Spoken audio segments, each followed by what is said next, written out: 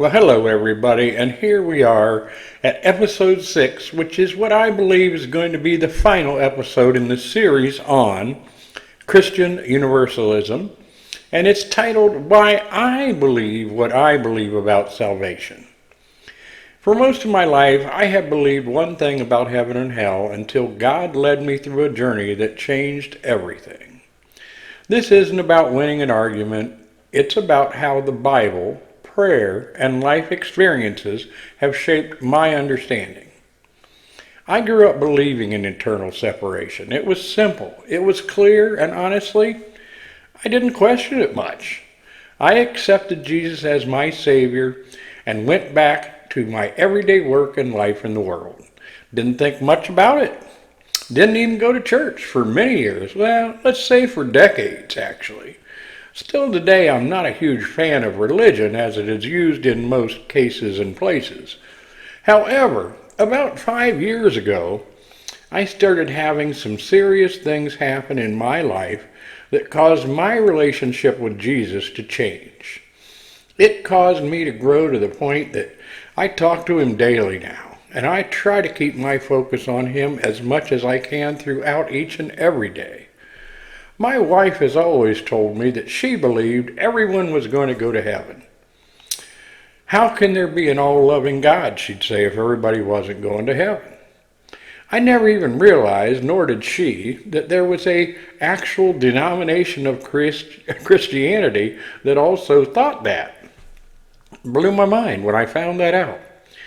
Then, as my relationship with Jesus kept growing and I kept reading my Bible every day, which I do, I started seeing verses that I could not ignore. One's about reconciliation, restoration, and God's desire for all, capital letters, A-L-L, to be saved.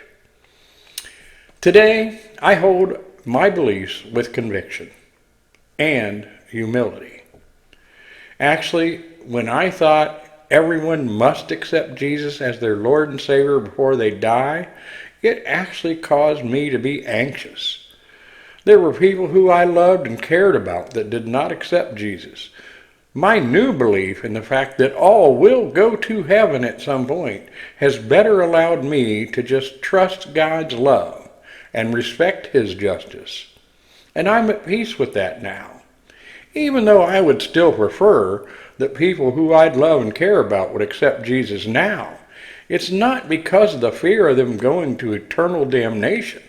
It's just wanting them to experience the peace and joy and knowing Him now, while they're still here on earth.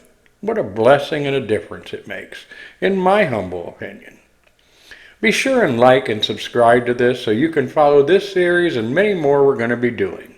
Feel free also to share this with anybody who you think it might help or might be of interest. And be sure and go to GoPWG, that's GOPWG, like partner with God.com. That's GoPWG.com, where you can find a lot of other free resources.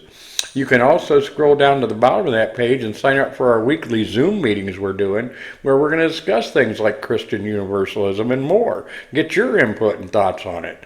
It's a collaborative experience. I hope you'll join us there or here, or just leave comments. I respond to them all. Love you all. Have a blessed day, week, month, year, life. Talk to you soon.